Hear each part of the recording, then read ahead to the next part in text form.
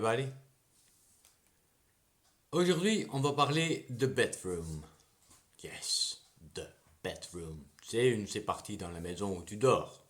The bedroom, traduction littéralement, le lit-chambre. Ce que je trouve pas mal comme traduction. Mais on dit quand même la chambre à coucher. The bedroom is the place where you go to sleep. Le lit-chambre est l'endroit où tu allais à dormir. Je trouve ça une phrase absolument magnifique, mais quand même. La chambre à coucher est la pièce où tu dors. Donc, the bedroom is the place where you go to sleep. La chambre à coucher est la pièce où tu dors.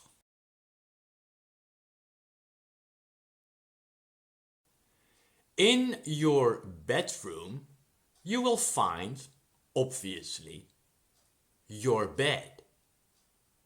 Dans ton lit-chambre, tu veux trouver, évidemment, ton lit. Bah oui. Ça se traduit pas comme ça, hein? C'est littéralement à nouveau. Dans ta chambre, tu trouveras, évidemment, ton lit.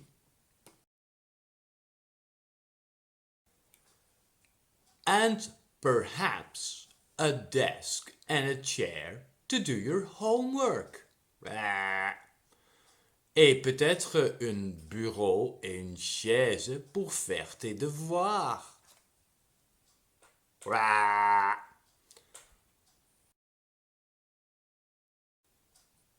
You may also find a closet to put your clothes in and another closet for your toys, your books and other things. En français, tu peux également trouver un placard pour ranger tes vêtements et une autre armoire pour tes jouets, tes livres et toute autre chose. Moi, j'aimerais qu'il y ait quelqu'un qui m'envoie un message et qui me dit quelle est la différence entre un placard et une armoire. L'adresse email est sur le site. Okido. Donc, you may also find a closet to put your clothes in and another closet for your toys, your books and other things. Tu peux également trouver un placard pour ranger tes vêtements et une autre armoire pour tes jouets, tes livres et toute autre chose. Your bedroom can also be a great place to hang out with your friends. Alors là, la traduction littéralement, ça va chauffer.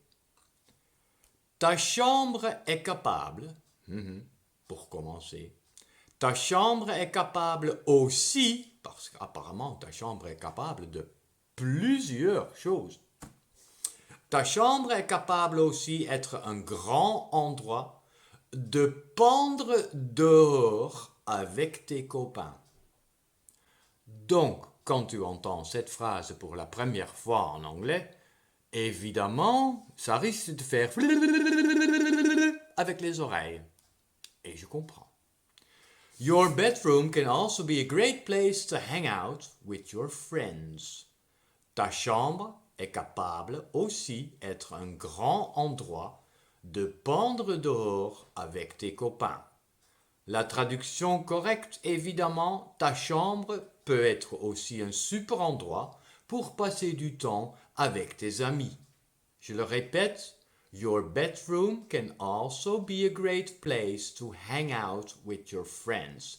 Hang out, ça veut dire être ensemble, traîner. Hein? Ta chambre peut aussi être un super endroit pour passer du temps avec tes amis. Et voilà, c'est tout pour cette fois-ci. Amusez-vous bien, pratiquez bien. Stay safe, très important. Et à la prochaine!